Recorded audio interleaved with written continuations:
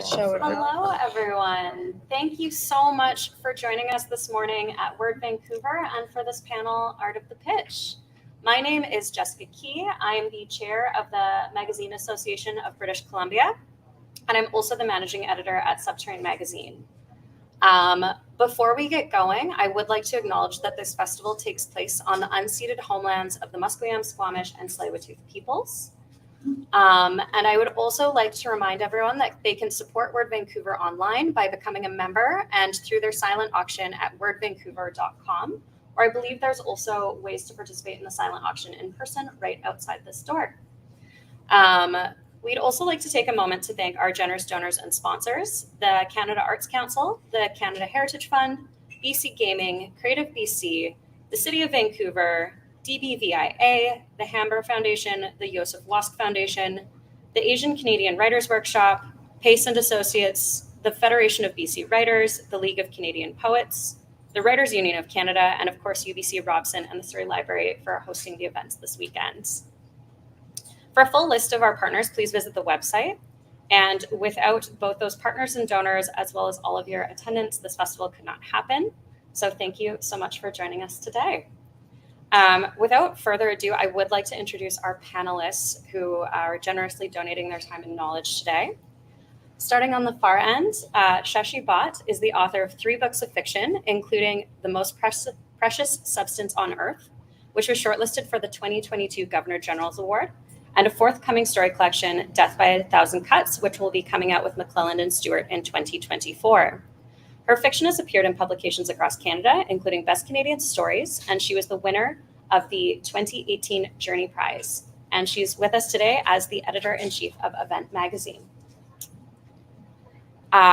Vincent Beiser is an award-winning journalist and author of The World in a Grain, The Story of Sand and How It Transformed Civilization.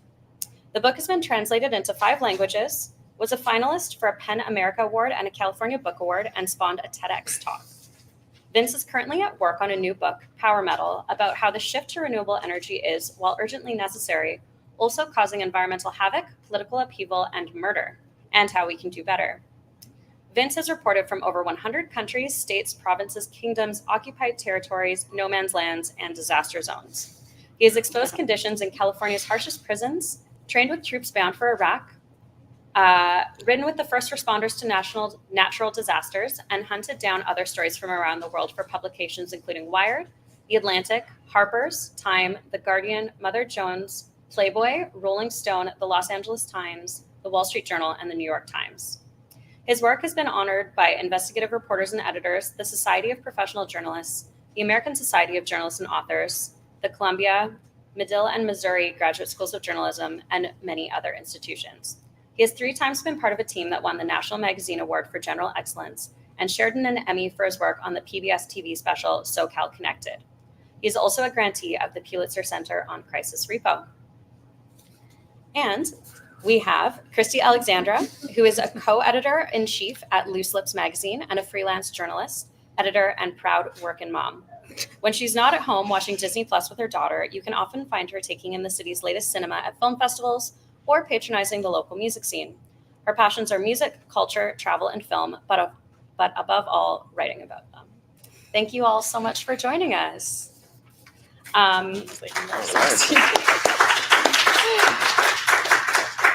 So for our format today, I have some questions that I'm going to be asking all of our panelists. And then I will also give the opportunity closer to the end. If anyone has had any other questions come up, please feel free to put up your hands. And we can use these incredible brains to answer some of your questions about the art of the pitch.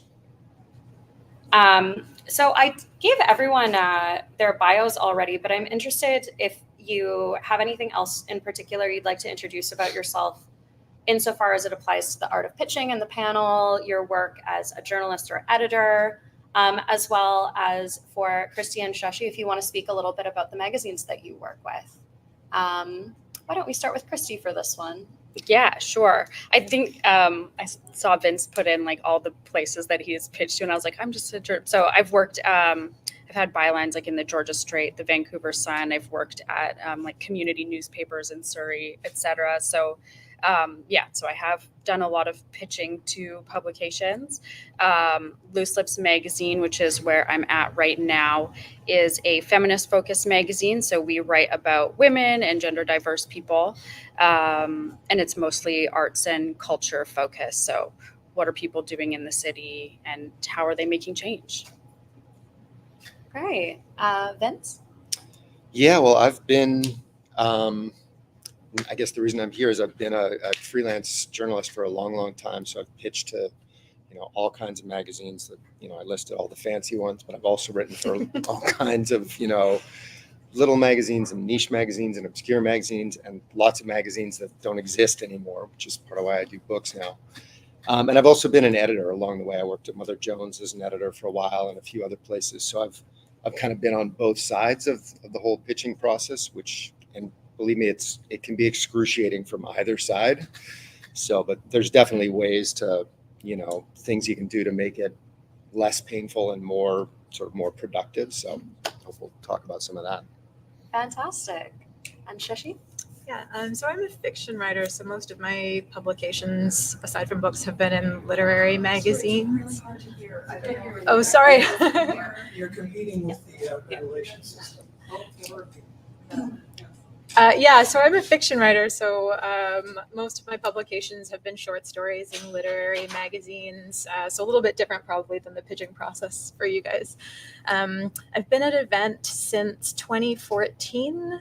Event is a nationally distributed literary magazine. We're based at Douglas College in New Westminster, and we're in our 52nd year of publication. We publish short fiction, poetry, creative nonfiction, and book reviews, and also what we call notes on writing, which are like short personal essays from notable writers across Canada talking about their writing lives.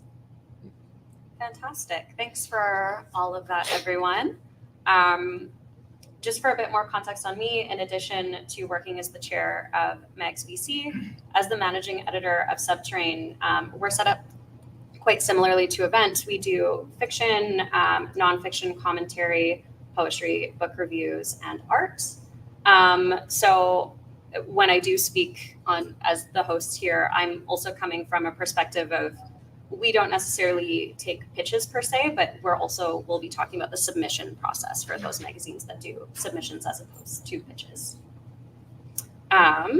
So that actually leads into the next question, which is, how does your magazine handle acquisitions? Is it pitches? Do you solicit pieces from writers that you have established relationships with? Do you have open calls for applications or slush piles, etc.? There's all sorts of ways that magazines make this work. So why don't we actually go back to you for that one? Yeah, so most of our content is unsolicited, and we have a couple of open submission periods per year in the fall and then in the winter, and it's all accepted online through the Submittable platform. And then there are a couple exceptions to that. So for the notes on writing, I commission them and I just reach out to writers across Canada and ask them to give us essays. Our creative nonfiction comes mostly through our annual nonfiction contest. So every October 15th is our deadlines coming up. We get nonfiction submissions and we publish the contest winners and then sometimes some other ones that we really liked. Book reviews are solicited by our reviews editor. And then if people are interested in writing book reviews, you can also reach out to our reviews editor. So it's kind of a mix. Vince, is there anything you want to speak about as a journalist and writer? What do you think is like kind of the most common ways that you've reached out to magazines or news publications? Like, have you found it is mostly pitching a story? Is it sending a completed story? Yeah, sure. I mean, at least in my part of the journalism world, it's always the pitch first, right? You pretty much never want to submit a complete work, right? Because it's a different thing from writing fiction, right? It's not about, you're not trying to express something yourself. You're really like trying to get some information across to get to sort of raise awareness about an issue. So you want to make sure that whoever you're pitching to is actually interested in that thing first. So can you hear me now, by the way? Yeah, still not so much. Okay. anyway, yeah. So yeah, if you're doing what I do, which is more sort of like news, social issues kind of features, it's always a pitch first. And I guess the main things, two things that I always say every pitch has got to have is what's the story and why you. And that's basically like you got to be able to sum up your story, as short and sharp and catchily as you can. That's number one. That's the thing they care about most is what's the story, and then why you. Why are you the person to write it? Especially if this is, if it's somebody that you're pitching that you've never worked with before, and especially if you don't have a whole lot of other clips and stuff to fall back on, like what kind of special access do you have, or what connection do you have to this subject or to this story? What is it about you that makes you the person to write this? Yeah, I totally agree with all of that, and I have some notes about that later. So I'll say, as far as Loose Lips Magazine goes, I came from a background of music journalism. Like about 10 years ago, I was the managing editor of Beatroot BC, and we would do pitch meetings. So basically, like anyone who wanted to write for us, we'd like come to our office, we'd pass around a bunch of beers, and then we'd have like a list of stories, be like, okay, like who wants to interview Deer Hunter this month? And so I really liked that format, although it was kind of just like a bunch of people in their early 20s hanging out. But I loved that format. So when I started Loose Lips Magazine, we sort of took that format and we're like, hey, why don't we get everybody together like over pizza or just meet at a coffee shop? And we would just talk and hang out and be like, okay, who wants to take this pitch, or what pitches do you have? And so it was really face to face. As time went on and we got a little bit more known and people wanted to write for us, that's when we kind of stopped those meetings. And so I will just take cold pitch emails. And I've gotten some fantastic pitches and with writers that I still work with. And then also, the way that it also goes is that when I get a really good relationship with a writer, somebody who's great with their deadlines, always has a good pitch idea, I just keep them on call. And I'm like, if I have a pitch for them, I'm reaching out to them now rather than the other way around. At subTerrain, we are quite similar to events. Most of our work does actually come to us through online submissions, unsolicited slush pile, through Submittable. We do also accept mailed-in submissions still as well for those who do not want to deal with Submittable. We have in the last year or so moved to probably having a quarter to a third of our content be solicited as well, reaching out to particularly up and coming writers that we've seen in other magazines or seen them beginning to publish collections at some of our literary colleagues in the book world. And we reach out to them and ask if they have anything that fits our mandate and our kind of style. Book reviews are also solicited, though we are always looking for more reviewers. So we just have folks email us with examples of previous book reviews they've written and like a little bio if they're interested in getting on that list. So one of the things that actually Vince began touching on is, how to pitch and submit. And my next question was actually about how does one prep for that before you're actually sending the pitch? How much pre-research do you do? Do you set up interviews? What is kind of that invisible work behind the pitch before you actually send it? Vince, do you actually want to speak to that one first? Sure. I'm still sort of reeling about the idea of sitting around with a bunch of editors and drinking beers and pitching ideas. That's just fun. It was fun. I believe it. That's the dream pitching session. Wow. Wouldn't that ever happen to me?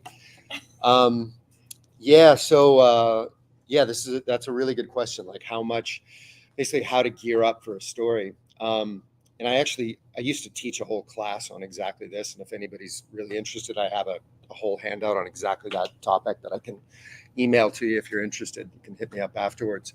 But in a nutshell, at least, for what I do, it's always a balance, right? Because you want to know that there's a story there. You want to come to the editor saying, yes, this is a real thing that's going on. It's a real issue. This person is really worth talking about.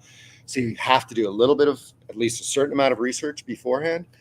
But you don't want to end up spending, hours and hours and hours doing something, working on a story that you might not sell. So it's always this kind of balance. And I found that balance really, like, it shifts throughout your career. You know, like when you're starting out, the onus is much more on you. Like you've got to do a lot more work up front and really bring to them like a story that you're like, this is the story and here's why it matters and here's how I'm going to do it. And I've already gotten in touch with the main people and they're willing to show me around and talk to me. So what do you say? All right for you? Whereas, you know, the more like once you've got a better relationship going on and they trust you a little more, it's easier to come to them with an idea that's, you know, not as fully fleshed out. But yeah, basically you've got to at least, there's two things that I always say you got to know. And the first thing is who else has done what on this, right? Because whatever your subject is, you know, almost certainly somebody else has written something about it. And if it's already been covered to death, then, you know, even though it might be a really important topic, the chances of selling it are really, really low. Like, so you want to do some research on that, especially like see who else has done what on it, and then figure out like, okay, even if this topic's been covered a lot, like what's a new way that I can bring to it? What's a new angle or some new person that hasn't been, you know, some new personality involved. And sort of go from there and then figure out like, okay, you've heard about this topic, but what you haven't heard is this piece of the topic. So Great. I feel like that's enough talking for now. Yeah. Kristi, would you like to speak to this next? Yeah, I feel like that's a fantastic point. I think when you are structuring your pitches, you do have to think about the reasons why somebody would want to publish this story. And so my main checks are always like, it's timely. Like, do they have a book coming out? Do they have a album coming out?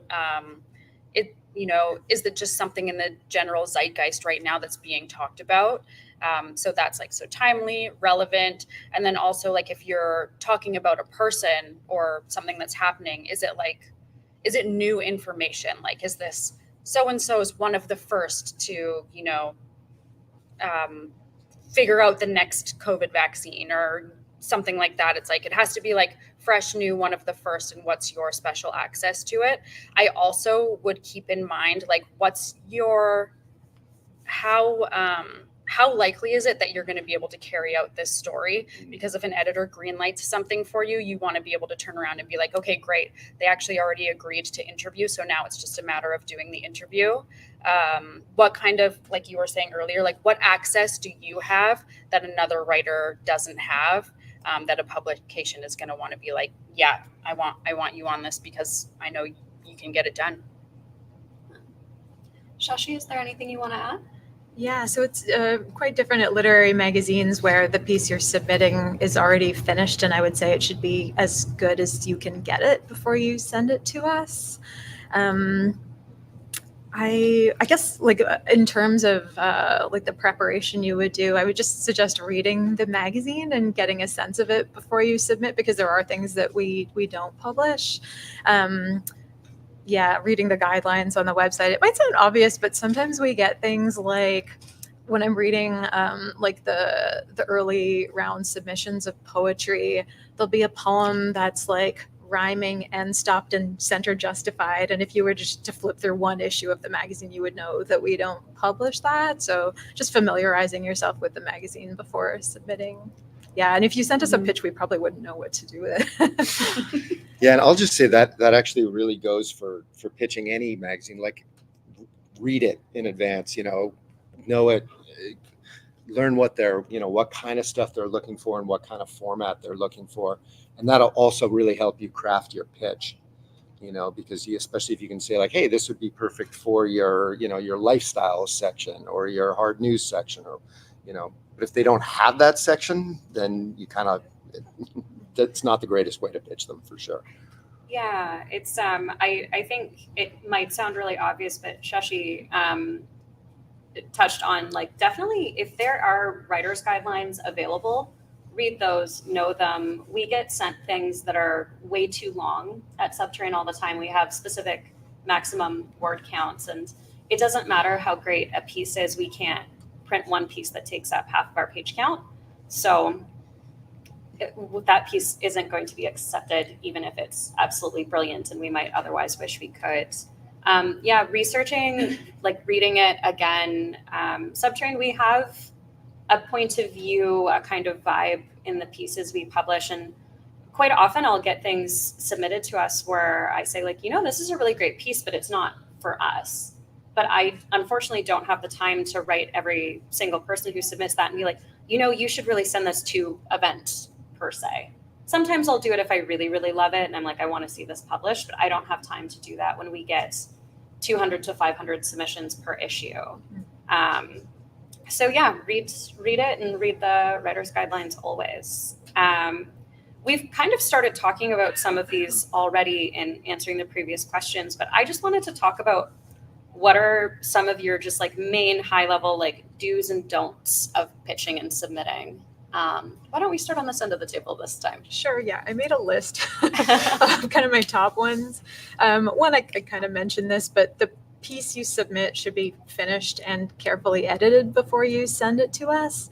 In the first round of reading, I often see submissions that read like first drafts, and they might have ideas that have potential, but they just feel kind of half-baked or underdeveloped. And even at our fiction meetings, I found, especially recently, the most common reason we'll reject a story is because it feels underdeveloped. Like the idea is there, but it's just not fully realized. So I would just take your time with a story before submitting it. Do read the submission guidelines, just as you were saying, like we get stuff that's over the word count. We don't publish work that kind of adheres to like genre tropes, for example.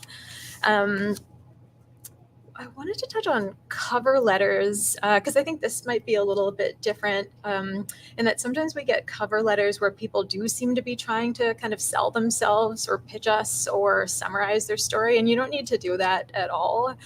It's just pure business communication, like name, contact info, genre, word count, bio, and that's pretty much it. And I would let your work speak for itself. Do consider entering contests. There is usually an entry fee for entering contests. Typically, at least with literary magazines around here, it's about $30, but it includes a 1-year subscription, which is also about $30. So it's a pretty good deal, I think. And then once you're entering a contest, it kind of limits the competition, like the pool you're competing against is a little bit smaller. And I know it does cost money to submit, but maybe like when I was submitting to contests, I would just choose 1 or 2 that I really wanted to enter in a year and do that. I think I have one more. Oh, don't take it personally if you get rejected. Just to give you an idea of what it's like at event. Like we cap our submission numbers because if we didn't, we would have thousands of submissions and we just would not be able to read them. And like, so per genre, we might get like 1,200 fiction submissions a year and publish 12 stories. So a lot of the stuff we're rejecting it's not bad. Like we reject some very good stories. And if you ever get a rejection letter that's specific in its feedback, I would take that as a very encouraging sign and submit again a different story as promptly as you can, because we will remember your name. That sounds like some great advice. And I echo it at subTerrain as well. Like as mentioned, we get hundreds of submissions per issue. We are an 80 to 90 page magazine, depending on the issue. We reject a lot of really phenomenal work. And again, if you ever get a specific rejection letter, take that to heart, resubmit. If there is any feedback on the piece, consider that when you're actually refining it before you submit it elsewhere. Vince? Yeah, I think don't take it personally is a fantastic piece of advice because you're going to get a lot of rejections and it's not necessarily anything to do with the quality of your work or who you are. Mm-hmm. It's just like basically everybody, anybody who's putting out a publication is getting deluged with stuff. And half the time they can't even, read half the stuff that comes in. This is a true story that I remind myself about whenever I feel like that. I was way back when I was starting out, I thought I wanted to be a war journalist. And I spent about a year in Bosnia back during the Bosnia War there.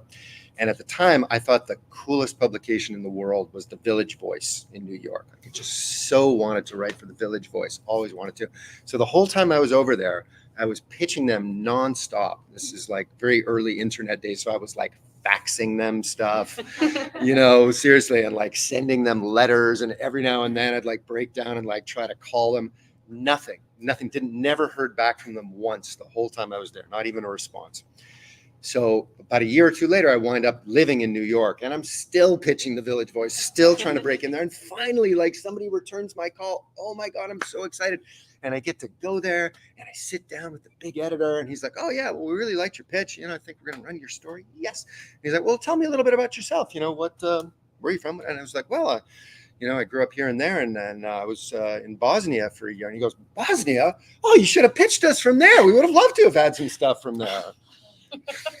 So God knows what happened to all those pitches that I sent. They just, you know, they're somewhere probably sitting in a slush pile still to this day. But, you know, moral of the story is don't take it personally. Who knows what happened to your pitch? You know, who knows if anybody had time to read it, but don't soldier on. That's the moral of the story. Bosnia in the title next time. I guess. I feel that Yes. you probably did. I tried, but we learn the most from our mistakes, I guess. Yeah, I think to follow up on that sort of is my due, because editors do get a lot of pitches, and sometimes we're like, open an email and then a bunch of other things come in. So I would say what you do want to do if you've got a really great pitch is do follow up once or twice. I mean, if you're following up 5 times, like maybe at that point you're annoying somebody, but follow up once or twice, and I would give it like a week and then another week, and just making sure that you saw this. And here's my don't simultaneously pitch your story to multiple editors or publications at the same time. That is kind of a journalism no-no. So you do have to wait for a rejection before you move on. And so that's why I say follow up once or twice, because if you've got a great story and you're like, it's going to fit this, you know, this is your number 1 publication that you want it to go to. It's going to fit this publication. You probably have an interview in the wings. Follow up once and say, hey, if you're not interested in this, let me know by X date, maybe, because then I'll move on. You know, I've got a really great lead here. And then the twice is like, okay, I'm moving on to another publication. But if 2 publications love this story and they're like, one's like, yes, the second one's like, yes, you're going to have to break it to one editor. Oh, I'm actually not going to do this story with you. And that's kind of a burned bridge, depending on who you're working with. But yeah, it doesn't reflect great. And then do have contact with your subject ready, or know that you can get this story done, and know that you can carry out the pitch. Because if somebody greenlights something and you're like, oh, actually, that interview fell through, but I have this other pitch for you. The editor's like, no, I greenlit this other pitch. So that's one other thing. And then also, don't promise on a deadline that you can't deliver. Like in your pitch, you want to be really clear about your subject, you know, kind of how fast you can get it done, what your word count is. So once your editor says yes to all that, and then you come back later and are like, oh, I'm actually not going to be able to get it done, it kind of messes with the workflow a bit, because sometimes you're working on like a printing deadline. Other times it's like, oh, we're doing like an issue drop and that's online. Sort of holds up the whole process. Yeah. Can I just follow up on 2 things you said there? So one, I totally agree. Following up, super important. Mm-hmm. And I really recommend following up by phone, which is terrifying to like most writers. Yeah. I know, but including me, but like I just found like, I mean, I always first follow up I always do is by email for sure. Mm-hmm. But I also like email is just so easy to ignore. You know, we all get so many emails and they just look the same. And phone calls really like still have a way of punching through, even though I know like most of us like do not want to like talk to an editor. Like there's a reason we're writers, right? Mm-hmm. But I don't know, for me, I just found it super effective, because so many times like I'd screw up my nerve and I'd call the editor and I'd actually get them on the phone and they'd be like, oh, that sounds like an interesting story. Oh yeah, here it is. Oh, I didn't even see that. Happens a lot. And what I would always, to like sort of deal with the like terror of talking to an editor, I would pull up the pitch. I'd have the pitch sitting there on my screen. So if you actually get them, if they actually pick up their phone, because usually you're just leaving them a voicemail, right? Mm-hmm. But if you actually get them on the phone, what you don't want to say is like, oh, I pitched you something. I think it's in your email queue. Please take a look for it. Bye. Right. No. Yeah. You want to be like, oh, you didn't see it? Well, here's the story in a nutshell. And you can kind of basically just read out your pitch to them right then and there. So I found that was helpful, and it also like set my nerves at ease. But also on the thing of simultaneous submissions, it's kind of a controversial thing. I like most editors will tell you don't ever do that. Mhm. My personal philosophy is do it. Okay, I want to hear why. Why? Because most of the time you never hear back, right? Most pitches that you send out there, you never hear back anything. You don't even get a no, right? Okay. And okay. especially if you're doing a news, anything that's like pegged to the news, anything that's like a current event that you kind of need to get out there Right. quickly, you need to, if you like pitch to one magazine and you wait for 3 weeks to hear back from them, you never hear back, and then you pitch to the next magazine, you don't hear back from them either. Like, you're going to starve doing that. Yeah. So Sorry. anyway, so what I do is, my feeling was always like, God, I should be so lucky that 2 editors want this story. Like usually Right. it's like nobody wants it. So what I did is like I pitched to like 2 or 3 different publications, and I would say that like at the end of the pitch, just like, by the way, also pitching it to a few other publications. But of course, you're my first choice, whoever you are. And That's a good point. yeah, it's only ever happened to me once in like 30 years of doing this stuff. Only once did I have 2 publications who both said yes. And what happened? They were both totally cool with it. I went with the bigger and the more prestigious one, and the Right, like smaller. whoever's going to pay me more. Yeah, and the smaller one was, the editor there was like, fine, I get it. Yeah. So it is, it can burn a bridge theoretically, but anyway, there you have it. Editor says no, writer says yes. Yeah. Up to you. I feel like both of these 2 things are very different at literary magazines. I would say don't phone a literary magazine. Partly I'm saying that because our managing editor, Krista's over there, and she will have to field the voicemails. But there are like 2 of us who work at the office every day, and we're like at capacity. Like we probably won't answer. I would say like our reading response time is 6 months, so I wouldn't contact us to follow up until after at least 6 months have passed. And I would do it by email or through the submittable platform. And then the other one, simultaneous submission. So at LitMags, at least in Canada, typically most of them do accept simultaneous submissions. I would just note that in your cover letter, like this is under consideration at other journals. And what you should absolutely do is let us know if it has been accepted somewhere else. Yeah, it's I feel like we kind of darted a glance at each other on both of those because as said, it is pretty different at literary magazines. Same thing. Please never call me. I'm a millennial and I work from home. I was going to say the same. You can yeah, find me on Instagram and DM me if you really yes, want. Exactly. We have a very similar reading time, about 6 months. So yeah, following up via submittable or via email, totally great. But give it that 6 months. Every once in a while, something will unfortunately slip through the cracks, and it's been 8 months, and that's a great time to be like, hello, like, please let me know, which is super fine. For us, we do allow simultaneous submissions, but definitely the second you find out from another publication that they're publishing you, please let us know, because it's very frustrating when we are like, okay, yes, we send an acceptance to someone and they're like, oh, actually this piece is getting published elsewhere. And I'm like, oh, well, that would have been great to know. 8 months ago. Yeah, exactly. The only exception to that is our Less Triumphant Literary Awards.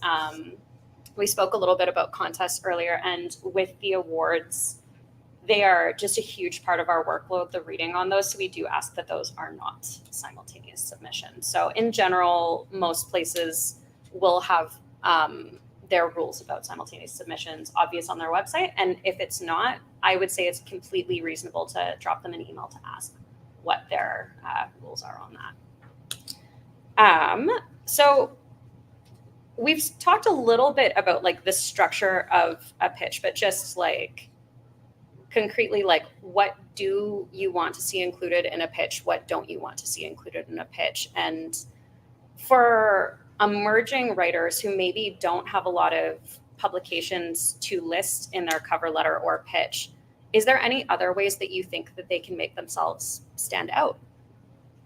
Kristi, do you want to start? Yeah. Okay. So I've been waiting for this because I have 8 steps to a great pitch email. So first of all, when you introduce yourself, short and sweet.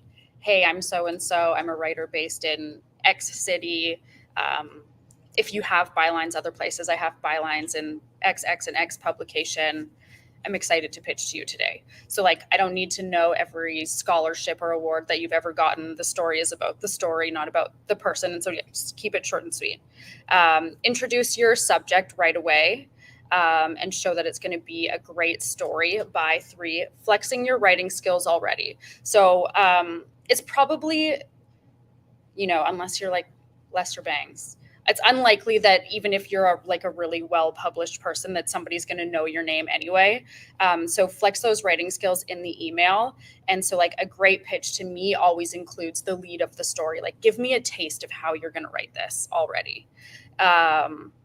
You can also say why this publication, and show, don't tell. Be like, Loose Lips readership is, if you want to like fluff my feathers a bit, like a bunch of smart feminists, and I think that this subject goes with blah, blah, blah. You don't want to tell them what to do with their publication, but like show them that you've read the publication and you understand their readership.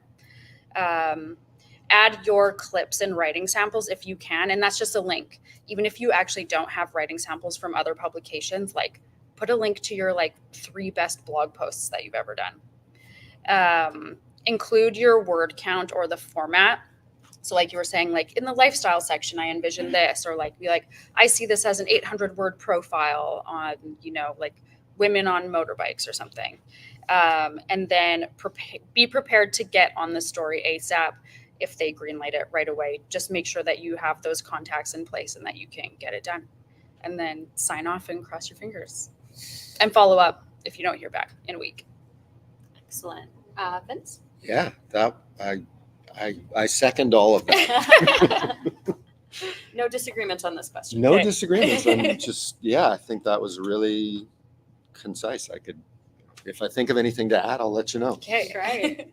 And you spoke a little bit about what you're looking for at an event in a cover letter, but is there anything else you'd like to add? Yeah, I guess in terms of bio, you can just mention previous publications, whether you have any related education or writing experience. If you're you don't have any publication credits, that doesn't work against you. Like we're always excited to feel like we discovered a new writer. So you could even say, if accepted in event, this would be my first publication, and that won't be a reason not to publish you. Yeah, I echo that at subTerrain. We get really, really excited about emerging writers, absolutely. And quite often when I'm assessing submissions, I actually jump past the cover letter and read it. So I'm kind of reading the submission blind and really looking at it on its own merit. And then if I like it, I'll actually go back and read the cover letter after that and be like, oh, that's interesting. I'm actually familiar with this writer's work, or, oh, they're very emerging. They just, let's say, finished the UBC MFA and etc. But I really try not to let a person's publications or accolades affect my reading of their work, because it really is about the work. And I think it is important to note that like you don't need an MFA or a bunch of publications to get into a literary magazine. Everyone starts somewhere.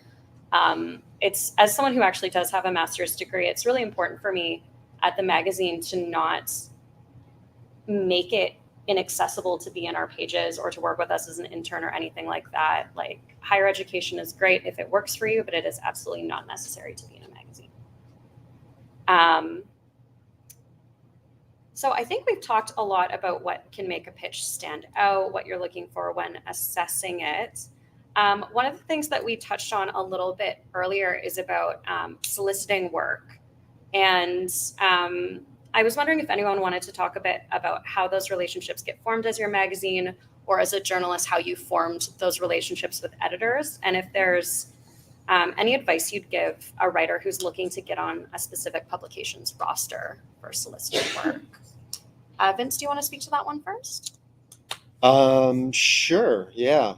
So I guess, probably the number one thing is like, do your job well, right? If you get an assignment, if you get an assignment and you can deliver it, you deliver it by the deadline, at the word count, that right there puts you like in the top, 25% of all freelancers, right? It doesn't have to be brilliant. It doesn't have to be like, sparkling prose, but just like if you actually just delivered the goods you said you were going to do, you're already ahead of the pack. And if you can do that consistently, editors are going to love you, right? I mean, that's always been my experience from both sides of it. So that's the number one thing. And then two, of course, like anything you can do to, like, once you've got a bit of a working relationship going, anything that you can do to kind of, warm up that relationship. Especially these days, right? When everything's, when hardly anybody uses the phone and almost everything's happening digitally. Like I used to, I'd make a point of, this only applies if you're really trying to do this for your living, but I would make a point of going to New York once every year or two, because most of the magazines that I was writing for and or trying to write for were in New York. And I would go out there and spend a few days just going around and trying to meet with people in person, right? Like people that I'd worked with already, just to say, hey, I just happened to be in town. Mind if I drop by? Even though the only reason I'm in town is like to try and schmooze these people up, but I found it makes a huge difference, right? Like once you've met somebody face to face, you've just got much more of a much stronger connection with them. And that goes for people that you already have a connection with and people that you're trying to get a connection with, right? If you can pitch somebody face to face, it's way more powerful. It's way more potent. So, to the extent that you can do that kind of thing, I recommend it. And I'm just a big believer in like trying to get together with people in person whenever you can, if they're local folks, whatever, just, offer to, meet them for coffee or drop by their office or whatever. Yeah, I guess I'll stop talking now. How about an event? Yeah, so for the notes on writing, our main solicited pieces, I just ask writers that I feel might have something interesting to say. For example, in our upcoming Notes on Writing issue, we have a piece by Fawn Parker, and she had first had a short story published in an event that we found it really interesting, and it was a Journey Prize. It was on the long list, I think. And then I read an article by her in Catapult about like drafting a novel in 30 days. And I just found it really fascinating and motivating. So I reached out to her to write an essay. So sometimes we do ask past contributors. Sometimes it's just writers I see writing interesting things elsewhere. I thought I'd also call back to the question about like what we look for when we're assessing a submission and what makes a piece stand out. And I thought I could just tell you how our fiction meetings work, like how we decide what we publish.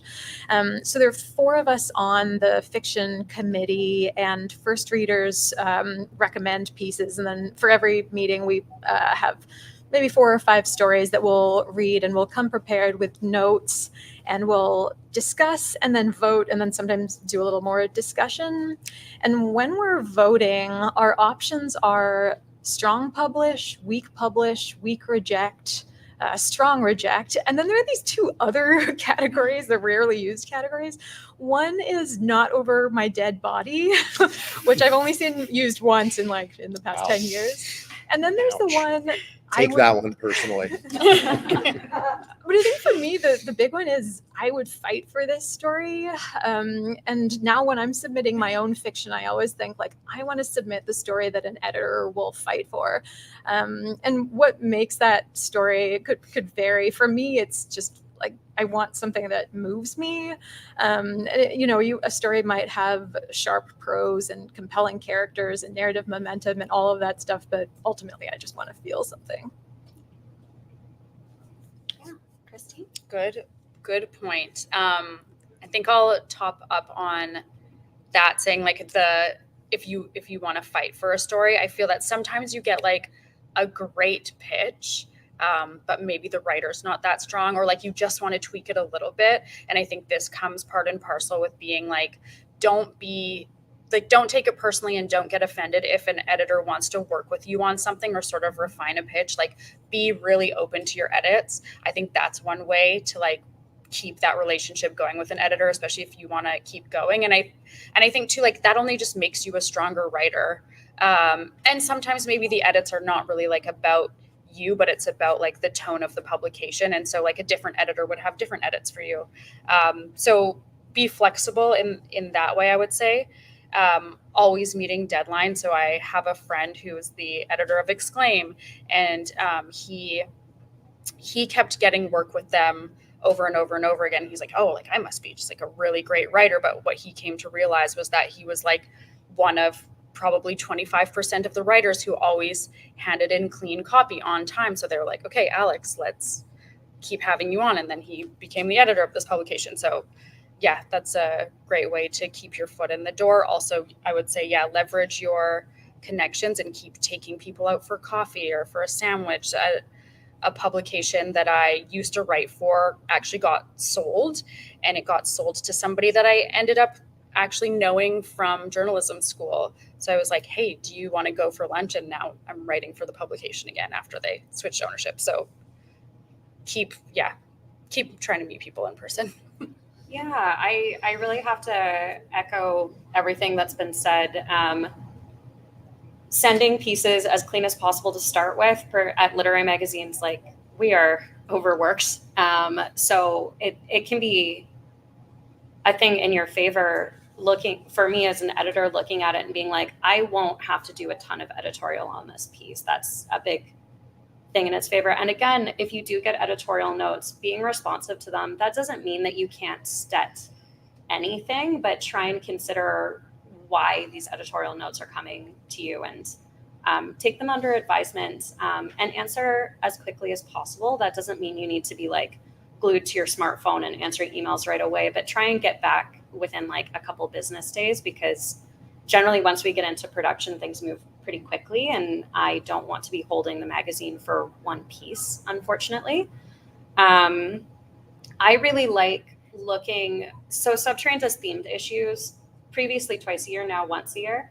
I like when people interpret our themes in interesting and surprising ways, and that might then make me consider that person to be someone to go back to for a future theme. Like, oh, I'm really interested, next year we're doing a trash issue. And so if someone did something really, really interesting for our forgiveness issue, I might be like, hey, is there anything on trash you're interested in writing about, say? Yeah. And I think being thoughtful in how you interpret themes can be a really good way to stand out. And again, we don't do a lot of in-person lately due to a global pandemic and all that. But when we do our Vancouver and Lower Mainland lit scene, used to do group events and things like that. And just being at those events, making it clear that you're part of the community, getting to know people in person, taking the time, I think is a really, really great way to get people to recognize your name when it does come up. So as much as possible, just getting involved. Yeah. So we are getting close to my last question. So at this point, I actually just wanted to open it up to the floor to see if anyone had anything that had come up in the course of this discussion, or if they had any other questions they wanted to ask. Yeah? Thank you very much for all this information. The definition of the word published, past tense, is really quite ambivalent these days. Could be anything from an online blog to the New York Times. So if someone submits something that has been self-published before, is that considered previously published? It hasn't been published, say, in a traditional publishing market, but it's been in a self-published.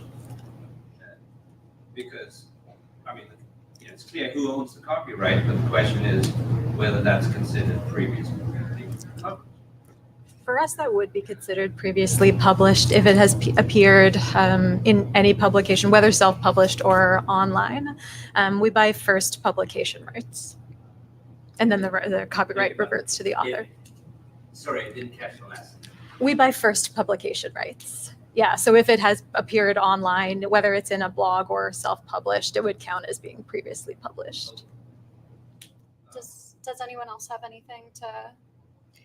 Yeah, I guess that would be the same. So if, like, let's just say you had a Tumblr blog or something and you're like, oh, I want to sell you this story. Like, if you've already published it, I'm not going to buy it because it's already out there. But if you had a new story, I would publish that. But if you're asking like, oh, somebody wouldn't want to publish you because you're not previously published, I would think that's not a consideration. It's about, how good of a writer you are, how good your story is. And I think that I personally would be happy to be the first person who publishes you in that way. Yeah.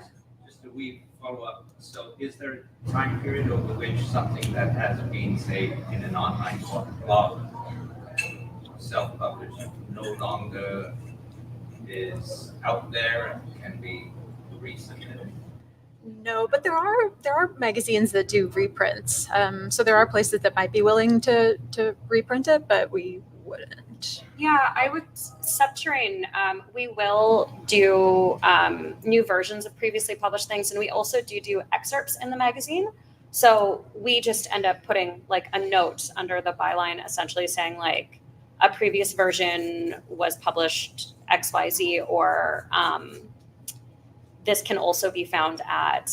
In our most recent issue, we reprinted something that Dan Wells of Biblioasis Publishing had actually sent out in their newsletter, and it just really spoke to us and what we were trying to say with that issue. So we reached out to Dan and said like, hey, can we essentially publish your newsletter in our magazine? And then we just have a note that is. So if magazines or publications don't have it obvious in their writer's guidelines where they fall on that, I would say don't be afraid to send them an email to check, because some will actually publish things like that. Like we would certainly consider it.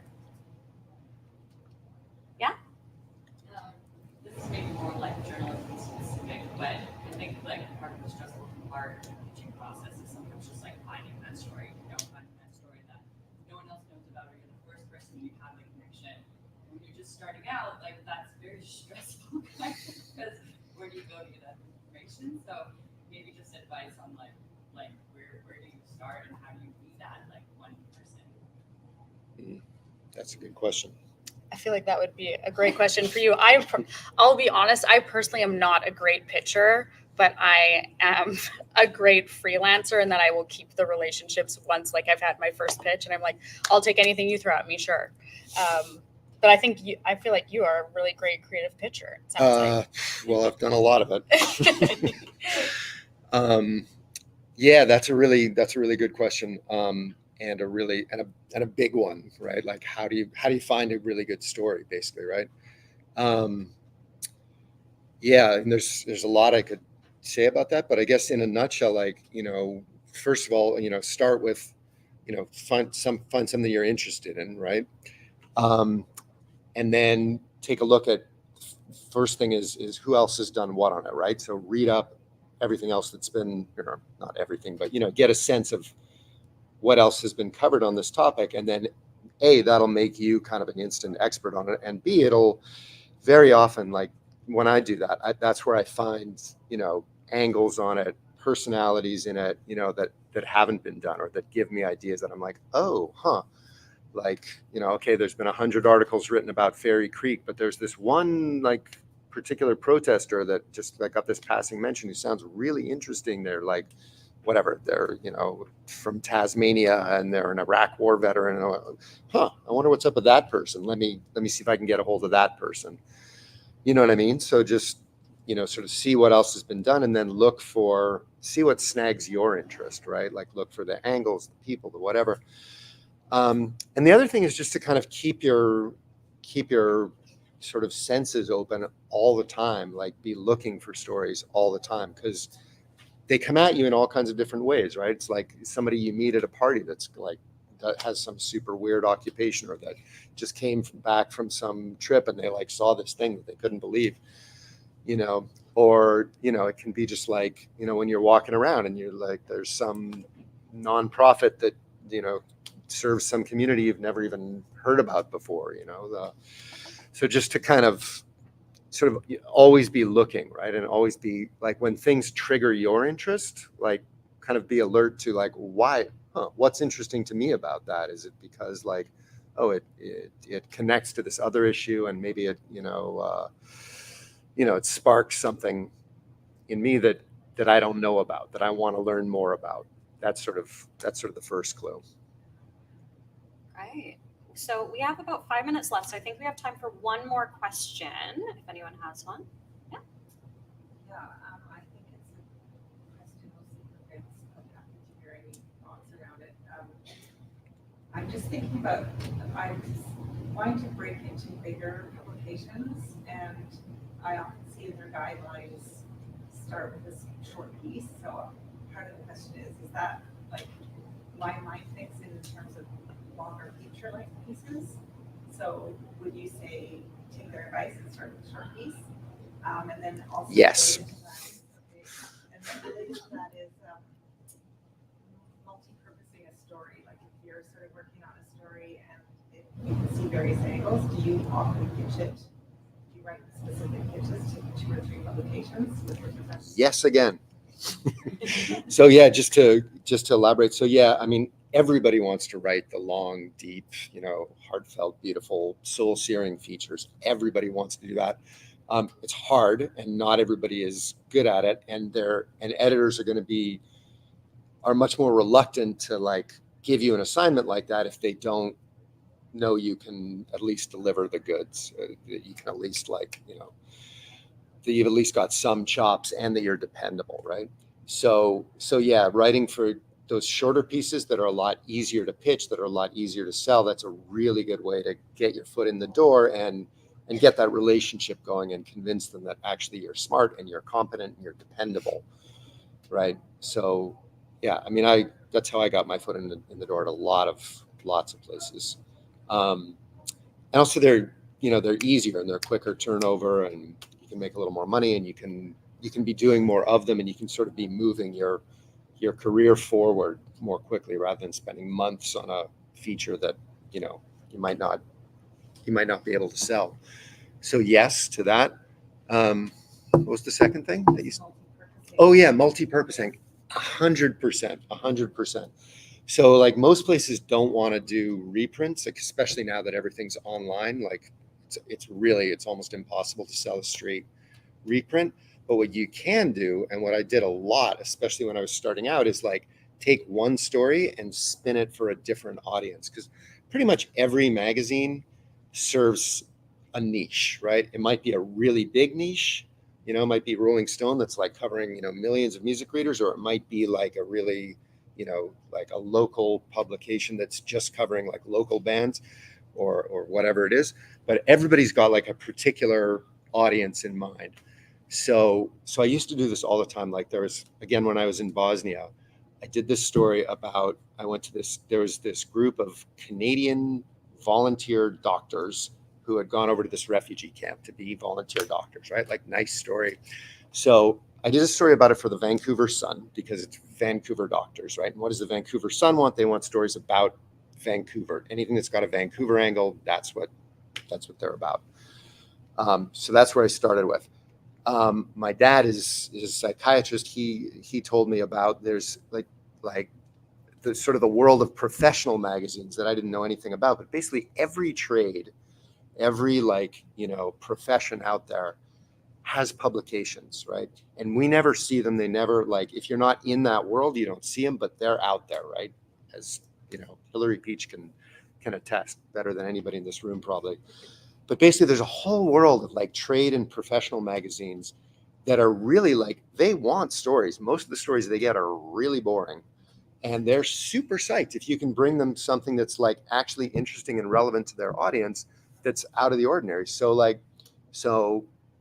I didn't even know this world existed, but because my dad got the Ontario like Doctors Monthly, whatever it was, the monthly magazine that went out to like every medical professional in Ontario, he told me about them. I pitched them this same story, but like much more kind of medically, right? Like it's like about doctors, and I just basically the same story, but with some more information about whatever the specific, practices that they were doing and the equipment that they brought, just like more kind of technical. Sold it to them. One of these doctors was Jewish. There's also a whole world of like ethnic and religious publications, right? That want to know, there's a whole world of Jewish publications I know about because I'm Jewish. And they just want to know about cool stuff that Jews are doing. So I wrote, turned it into a profile about this one Jewish doctor doing this cool thing. Same story, like 80% of the information was the same, but like I turned it into 3 different articles. And you can do that with practically any article that you write. If you just think about in terms of like, how can I spin this? What elements are in this story that would appeal to a specific audience, to a particular audience? Great. Thank you so much for that, Vince. And this actually does take us to the end of our time. I really want to thank you all for joining us and heartily thank our panelists for sharing all of their information. If you are interested in picking up any of the panelists' books, they should be at the 32 books table. And you can also visit both Event and subTerrain upstairs at the skating rink if you're interested in picking up any issues of the magazine. Is there anything else anyone wanted to say before we sign off? And thanks so much for having us. Yeah. Excellent. Yes, Thank great. you all so much. Please enjoy the rest of Word. Thanks.